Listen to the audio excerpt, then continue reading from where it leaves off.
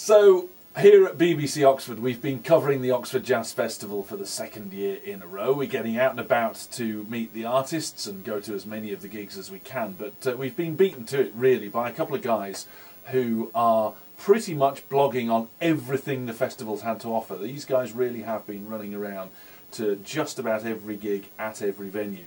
And it's all part of the fact that they are blogging the Oxford Jazz Festival for a fairly new venture, which I'll let you two explain actually. Welcome first of all to Ollie and to Alasdair from GetJazzical.com. So I guess the obvious place to start is to tell us a bit about why you're here. Well, basically, Will, we run a website which champions contemporary jazz and classical music for young people. We used to work for a student radio station, and when we left, we thought there was a niche in the market. Why aren't young people interested in jazz and classical music? And Max Mason, who's the gregarious and ebullient host of the festival, I'm sure you've already met, invited us down to have a word with the artist, go to the venues, and blog everything we saw. So tell us a bit about how this blog works then, because obviously technology means that you can kind of turn up, you've got the permission to do it, and then you can kind of upload everything from mobiles and all this kind of stuff these days, actually from the gigs themselves, and it's out there straight away. There's so many different ways we're actually blogging and letting people know about this festival. We have our phones on us, so we're taking photos and sending them to the website. We're using Twitter. But at the same time, we're making recordings and then going back, editing them up and letting people download them as podcasts, because that is really what we do. Although we have the blog, the main thing that we get across is the podcast, so people can hear about the musicians, but even if you can't make it down to Oxford this weekend, you can also listen to the music that was played there. Because these days it's so remarkably easy to actually do this. Though we have had some problems with the signals in Oxford. Yeah. You've got interesting cellular towers here. I don't know quite what the coverage is like. But no, it's been remarkably easy, and everyone's been incredibly enthusiastic talking to us. And you mentioned that your website and the blog and all of the podcasts and such like are all about new emerging jazz and classical talent. And I guess one of the great things about all this technology and about the fact that people like you can come and do this is that it's offering a platform that might not otherwise be there for performers and for the kind of music that is on at the Oxford Jazz Festival.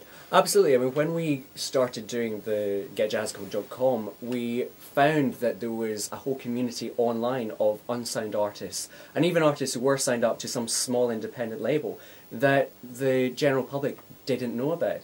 And we realised that they were as interested to get themselves onto the podcast, and we would link to them, they would link to us, and it's just creating this wider community, showing that you don't need the mainstream to actually get yourself noticed, as long as everyone is giving each other a hand. I mean, one of the things we were worried about when we first started was, will anyone actually talk to us? Will anyone actually send us their tracks? And the weird thing we found after a few months was that no one said no.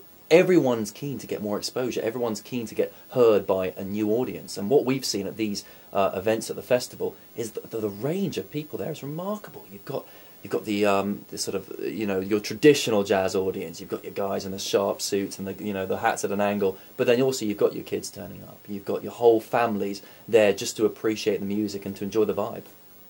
Now, we met at one of the gigs the other night, and you were telling me a bit about how you work. This isn't a full-time gig for you yet. You're managing to combine this with other jobs as well. So how do you hold down a full-time job and do this at the same time? It's difficult, and it's tested our friendship, I have to say.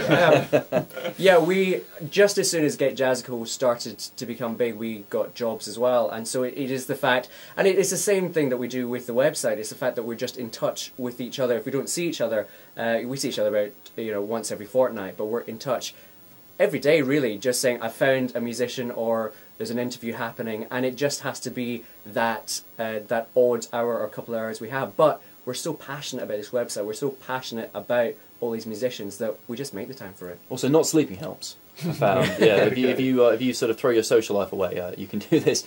But no, it's been tremendously easy, and as Alasdair said, technology's really enabled us to be able to do this. We actually did a show once when I was in New York and Alasdair was in London. We did it over the internet, and the fact that these technologies are so readily available make this far less of a chore than it would be otherwise. Now, yesterday you got to meet one of the biggest stars appearing at this year's Jazz Festival. Tell us a bit about what it was like to speak to Leanne Carroll. Oh, Wow. Leanne. Wow. She's a character, I tell you what. Leanne was fantastic. She turned up, actually. She was celebrating one of her band members' 50th birthday at the time. So they had their birthday cake upstairs. And then seamlessly, she segged into this jazz virtuoso downstairs. She just comes downstairs and she sits at the piano. And I mean, I play piano incredibly badly. And Alasdair's quite a talented musician, but I don't think either of us could ever hope to be as proficient instantly as she was. What I said to Ollie last night was, I don't think the music ever stops with Leanne Carroll. I think they just take away the piano from her for a while. And that was it. As soon as she sat down, her fingers were moving, and she just opened her mouth, and she was continuing that song that she, that we've been hearing at her last gig. It was incredible. The other thing was it was improv last night, and she was just incredibly at home with every musician there. There were guys just coming up from the audience, playing along with the band. And she was just seamlessly harmonising and riffing with them, and yet we were lucky enough to catch up with her, and she gave us it was a unique interview. It was fantastic. I mean, it was a wonderful night. It was what jazz to us is all about. It was a cramped location. It was very hot. There was the music was playing. It never stopped, and we managed to pull her out of the pit of music for a second to just ask her a few questions out in the street about why was she here and what it was that made such an event, such an improv event, so fun. Okay, let's hear a little bit of your chat with Leanne Carroll, and when we've heard that, we'll be privileged enough to be able to hear a little bit of Leanne, who also happened to drop into the jam at the Jazz Cellar yesterday, and a lot of people today that I've been talking to have been raving about it, so we'll hear that as well. But here's a bit of your chat with Leanne Carroll first of all. So that's Leanne Carroll, one of the biggest names, if not the biggest name, at this year's Oxford Jazz Festival, in conversation with Ollie Mills and Alasdair Wallace of GetJazzical.com, who are our guests in the studio today. And I think it's high time we heard the lady play her thing, because we are lucky enough to have a recording of the Jazz Jam at the Jazz Cellar from last night, and of course she popped down after doing her gig at the North Wall.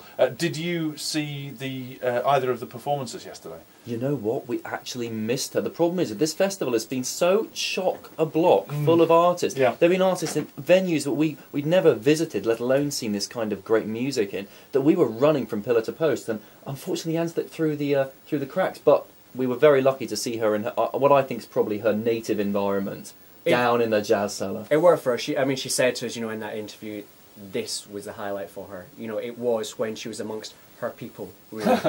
Well, let's hear it in amongst her people. This is a treat for all of us sat here, and hopefully for you as well at home. It's Leanne Carroll and everybody else, including I think Adam Rafferty, who were at the Jazz Cellar last night for the Jazz Jam, and Ollie Mills and Alasdair Wallace from GetJazzical.com. Thanks very much for joining us. Absolute pleasure, Will. Thanks for having us.